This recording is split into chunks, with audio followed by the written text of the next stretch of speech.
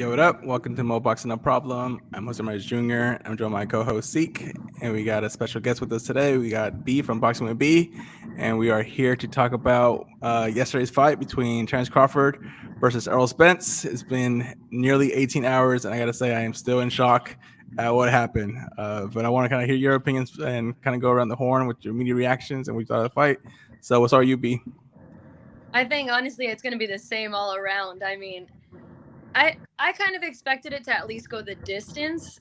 I don't think anyone really could call the performance we saw yesterday. I mean, we know that Crawford's explosive, but to see even just the jab land like that and impact Spence the way it did, it was just, I was shocked, honestly. Like when that happened, I was like, all right, maybe it was like a lucky shot. He walked into it and we're going to see him adjust. But then each round it was like, oh man, like he might go down again. Yeah, that jab kept bothering him. Let me read some of the comments here we got from Jesus. Says, saludos. Saludos, Jesus.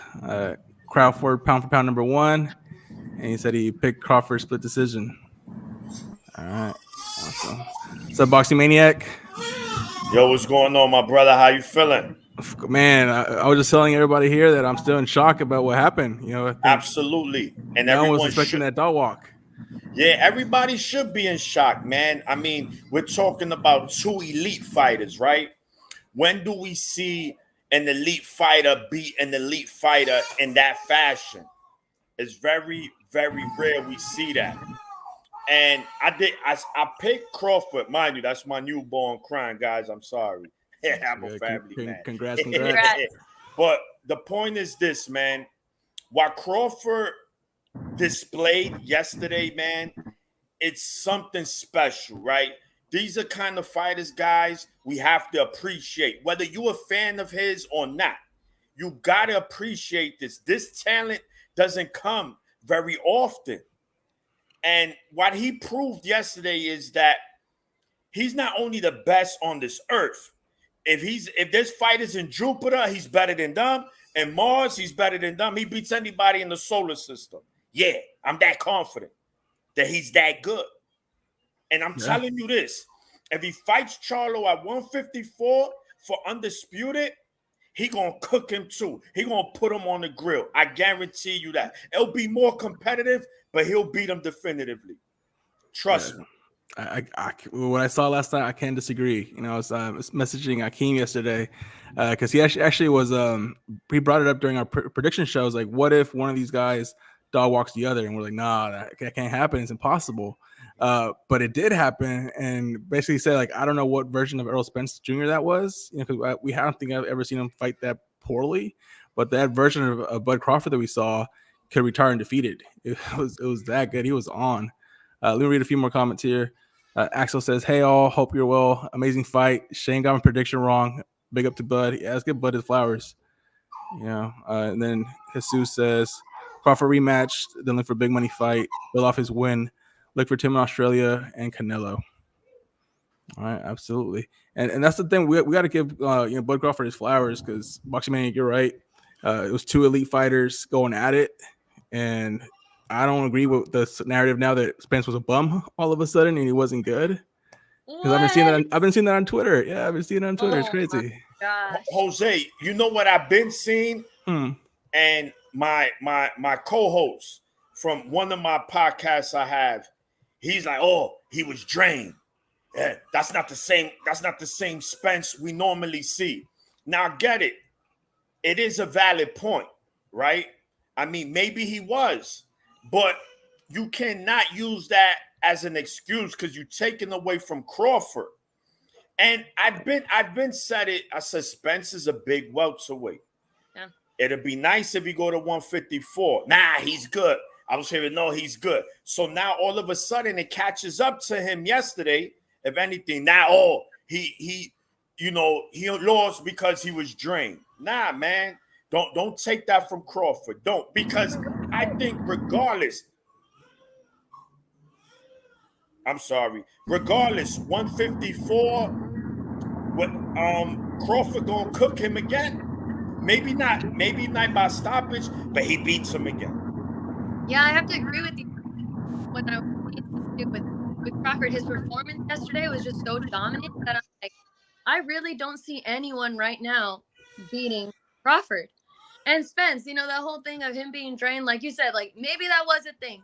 But even Spence at the end said, I agreed to this. I knew what I was getting into. I signed it. And he's like, even if it was a weight thing, I signed that I was going to come in at this weight. So that's my thing. And he's like, that's why it's like, everyone's heartbroken in a way, you know, because Spence is a nice guy. He presents that nice guy energy. And it's like Leo Santa Cruz, when Leo Santa Cruz got knocked out by Gervonta Davis, it was like everyone's hearts were broken because Leo's a nice guy. So it's hard for people to understand, like, you know, this happened. It's like, oh, well, what if this? What if that? It's like, no, we just look at just what happened in the ring, fair and square, like that's what happened, you know? So I don't see anyone beating Terence Crawford. And if they do go up to 154, like if they agree for that rematch at 154, I don't know. I mean, Spence would really have to do his homework and really work on moving out of the way and listening to his coach to not stay right in front of him.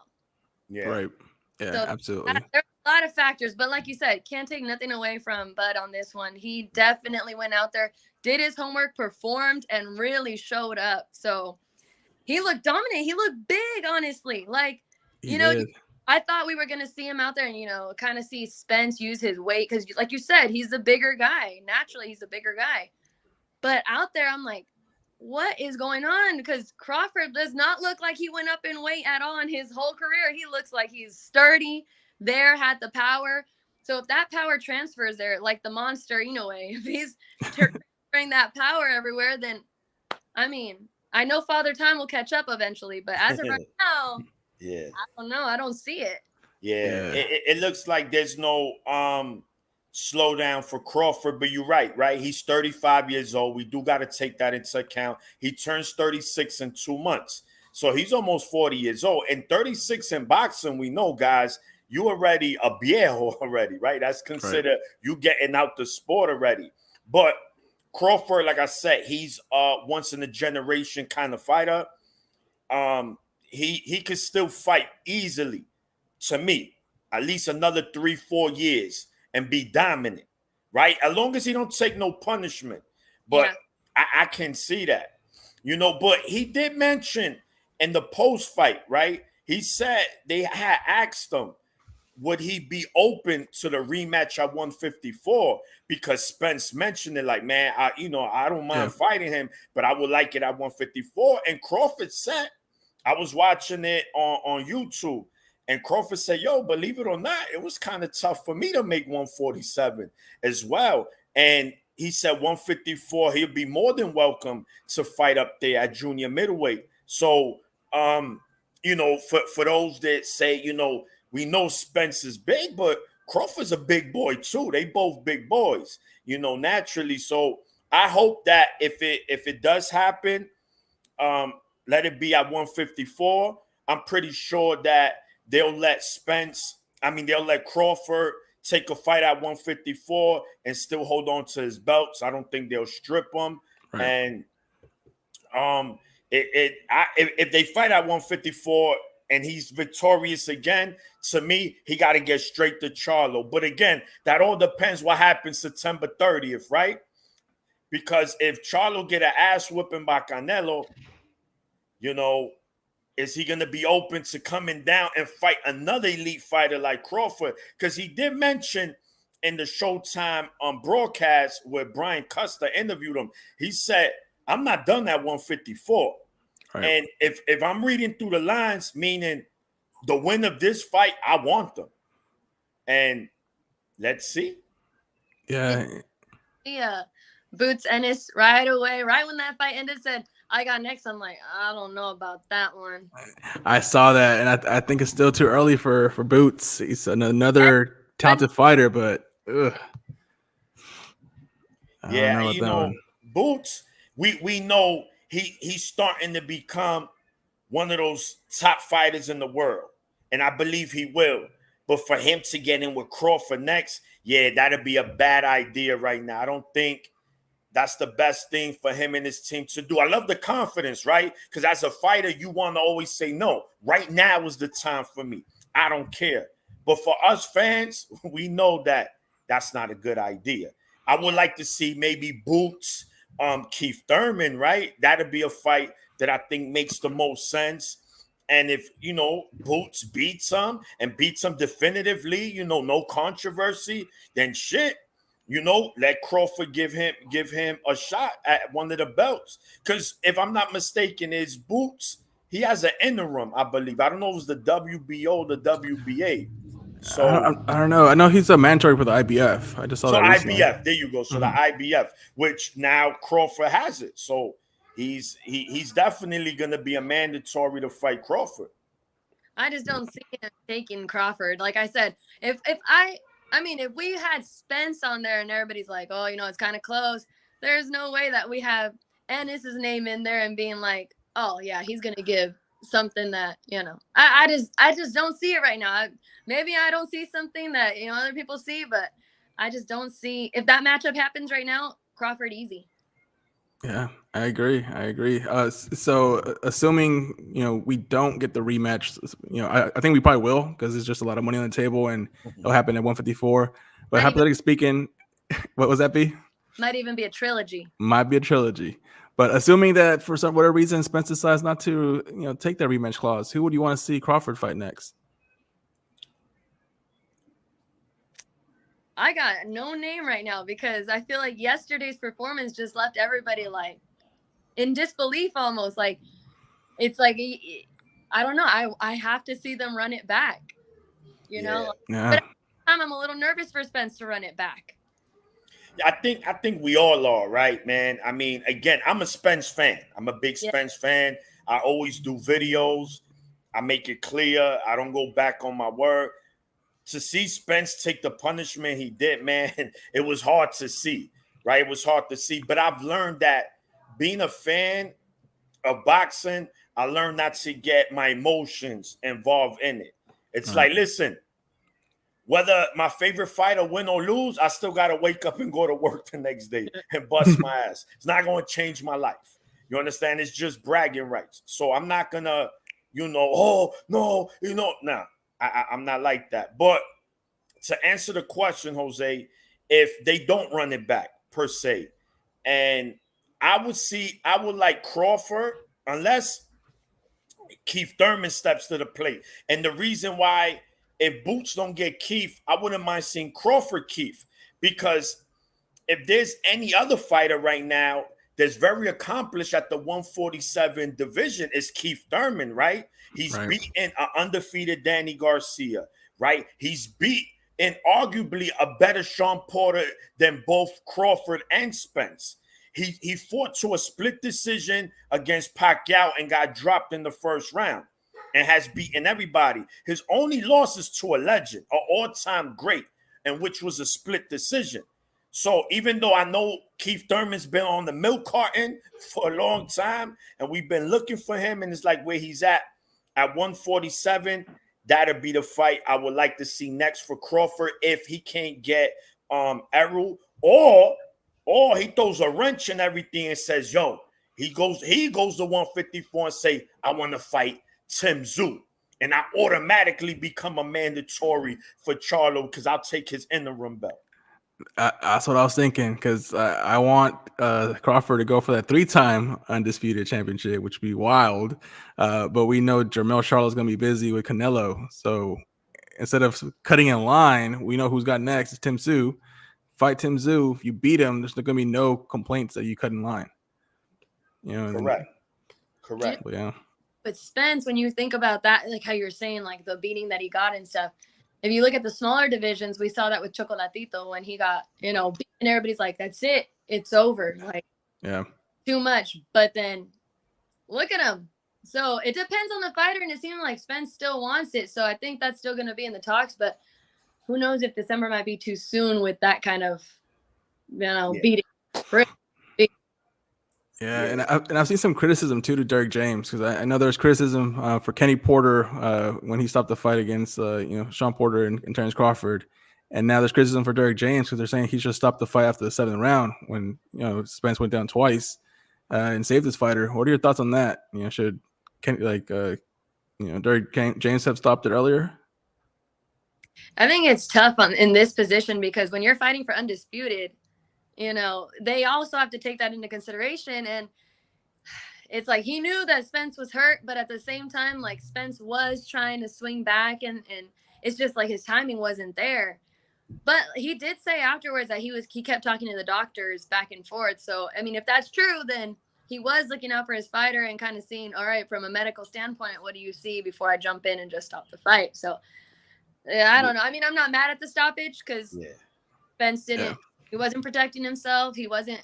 He was bound to go down again. So I mean, not mad at the stoppage, but as far as his trainer jumping in, it's tough. That one was a tough one because, like I said, like it's undisputed. Like you do have to look out for the fighter, but at the same time, it was bad, but not to the point where eyes are rolled back completely. You've seen those fights where the eyes are rolled back and you're like, stop the fight, and they don't stop it. It's like he was still on his feet, kind of out, halfway in, but he was still on his feet and started to put his guard up when the ref jumped in and stuff. So tough, but I mean, if I was the trainer, I guess I'd kind of be in the same position. Like you're hesitant to jump in with this kind of magnitude of a fight. Yeah, man, I agree. Based on what was on stake, as Boxing with B was saying, right? It's hard, man. There's so much at stake, and not only that, Spencer's a dog, man. You understand? It's just he's a fighter that you like. Nah, he could finish this, man. That's just the mentality he has, and yes, it's easy, right? It's always easy to criticize from the outside, right? Oh, he should do this. But man, when he knows, if there's anybody in there that knows Spence, it's his trainer. He knows him. He's in there with him. So it's hard, I mean, us as analysts and what we do, of course, that's our job. We just, speak our mind and see how we feel. But I always try to be, a person that looks at everything, very thoroughly, man. And I don't blame Derrick James, for stopping it earlier, or if he should have. Nah, I think he said, yo, listen, man, I know he's getting his ass whooped, but he's gonna go out on his shield, man. It's too much at stake. He can land that one punch. And listen, he did what was right. I mean, and Harvey Dock, that was a great stoppage as well. He's one of the referees I like in boxing.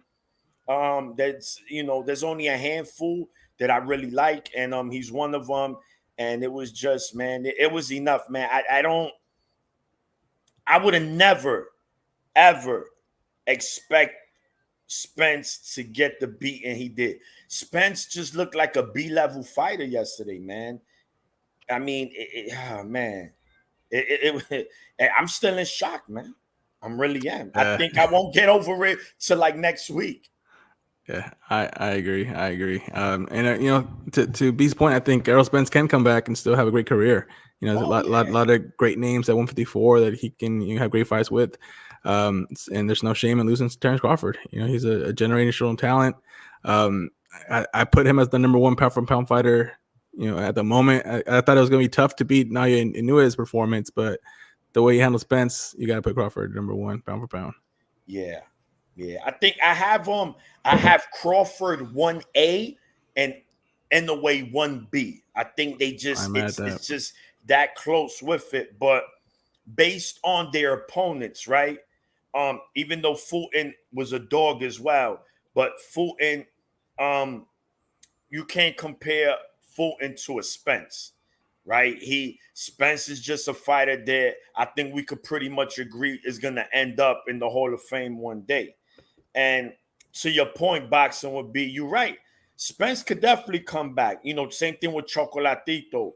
When the Rat King knocked him out, oh my God, I was like, not Chocolatito, man. We all love him. He's one of the greatest fighters of this generation. He first ballot Hall of Famer. I mean, he got so many accolades, man. We could go on. And he came back and still did his thing, man. These fighters are special. people are quick to criticize them. Like you said, Jose, some people, oh, he's a bum. Nah, he's a bum. No, your mother's a bum. Don't do that, man. Don't be playing with these fighters, man. These guys are great, man. They put out a lot on the line when they in that ring, man. Right? What's the saying? You don't play boxing, right? You don't wake up, hey, guys, let's go play boxing in the park. You're like, nah, I'm good. There's nothing fun about getting punched in the face. That's not fun. It's not. So, man, I believe Spence will recover from this. He will continue to have a great career. And when it's all said and done, he'll be a first ballot Hall of Famer. I agree. All right, B, closing thoughts, and then where can people find you? Closing thoughts, shocker. The whole thing. I mean, everybody. I mean, even if you're not a big Spence fan, I think just the way it went down, you're just like, wow. Either a lot, the thoughts are like either Spence is, not as good as we thought, or Crawford's that good. That's what everybody's saying. Was Spence not as good as we thought, or is Crawford that good, or what? It made everyone question, because like no one expected this kind of performance. I even said I was predicting Spence to win, and I didn't think it was going to be by knockout, but I just thought, okay, we're going to go to the cards and it's going to be that way. But once I saw Spence go down once, I'm like, no way. And then after that, every round was just like, oh man, what's going on? Yeah. So that's my closing thoughts on the whole. But you guys me on at Boxing with B on all channels. All right, there you go. And then Boxing Maniac, closing thoughts, and where can people find you? Yeah, man. My closing thoughts is that, again, applaud to both fighters, man. They gave us this fight that we were all asking for, saying it has to happen, and it happened, and it happened in their prime. It didn't happen too late. It was just a perfect time, I guess, right? It was God's timing. But with that being said, I expect Crawford to continue to do great things. Spence as well. He'll be back. He's a dog.